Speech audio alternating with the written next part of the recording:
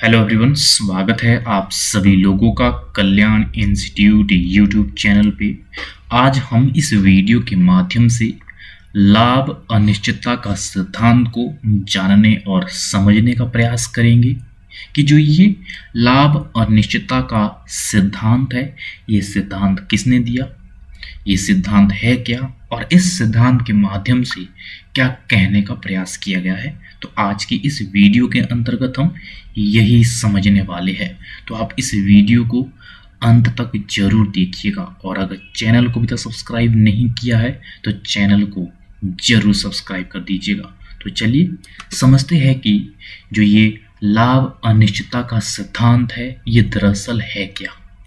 जो ये लाभ अनिश्चितता का सिद्धांत है, इस सिद्धांत का प्रतिपादन प्रोफेसर एच नाइट ने दिया और इन्होंने इस लाभ अनिश्चितता के सिद्धांत को इन्होंने विकसित किया, इन्होंने इस सिद्धांत को दिया, यानी कि प्रोफेसर एच नाइट ने इस सिद्धांत का प्रतिपादन किया है।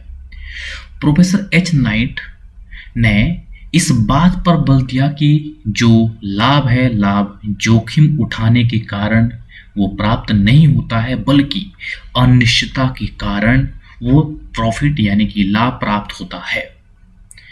प्रोफेसर एच नाइट साफ साफ बताते हैं कि लाभ जोखिम उठाने के कारण नहीं मिलता है, बल्कि जो अनिश्चितताएं होती है, जो उतार चढ़ाव होते हैं, उनके कारण ही किसी उद्यमी को प्रॉफिट मिलता है। और सभी जो अनिश्चितताएं हैं, वो अनिश्चितताएं, सभी प्रकार की अनिश्चितताएं किस तरह से वो जोखिम नहीं हो सकती है और हर एक जोखिम वो अनिश्चितताएं उत्पन्न नहीं करते हैं।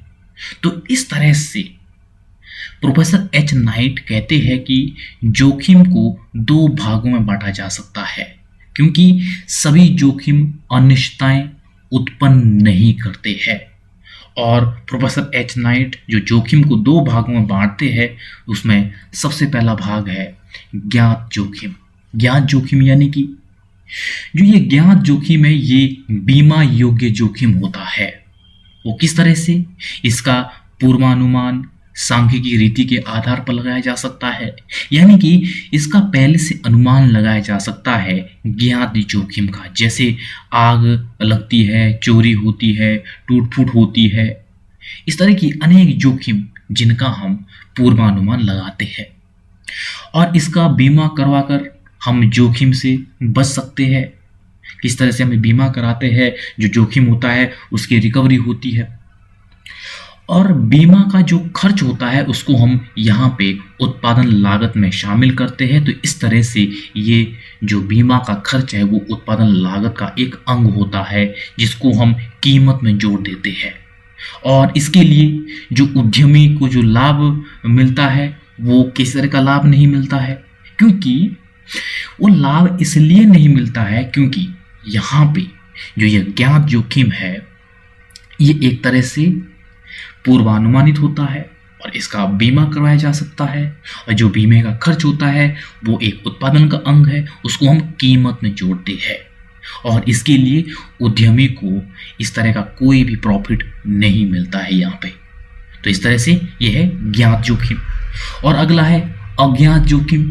अज्ञात जोखिम यानी कि ये बीमा अयोग्य जोखिम है, यानी कि इसका बीमा नहीं होता है। और वो क्यों नहीं होता है, क्योंकि इसका पूर्वानुमान नहीं लगाया जा सकता है।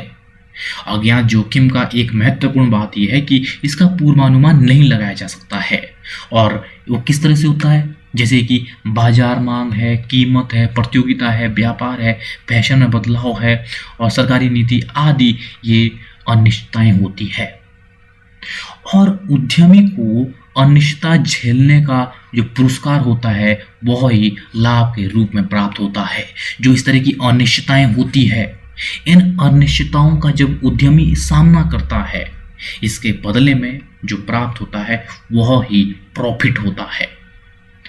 और व्यवसाय में जितनी अधिक बीमा अयोग्य जोखिम होगा, और ऐसे में जब बीमा अयोग्य जोखिम जितना अधिक होगा, लाभ की मात्रा उतनी ही अधिक होगी। यानी कि सबसे रिस्की यहाँ पे अयोग्य जोखिम है जिसका पूर्वानुमान नहीं लगाया जा सकता है, और जो उद्यमी इस तरह की अनिश्चितताएं को झेलता है जिसका पूर्वानुमान नहीं लगाया जा सकता है, उसको उतना ही उस तरह का प्रॉफिट मिलता है।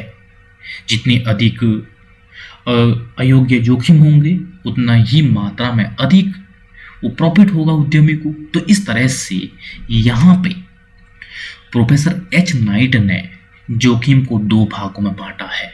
तो किस तरह से यहाँ पे प्रॉफिट मिलता है अनिश्चितता के कारण। जितनी अधिक अनिश्चितताएं होगी, जोखिम होंगे उस तरह के, तो उतना ही अधिक यहाँ पे उद्यमी को प्रॉफिट मिलेगा। तो इस तरह से आज की इस वीडियो के अंतर्गत हमने लाभ अनिश्चितता का सिद्धांत समझा है।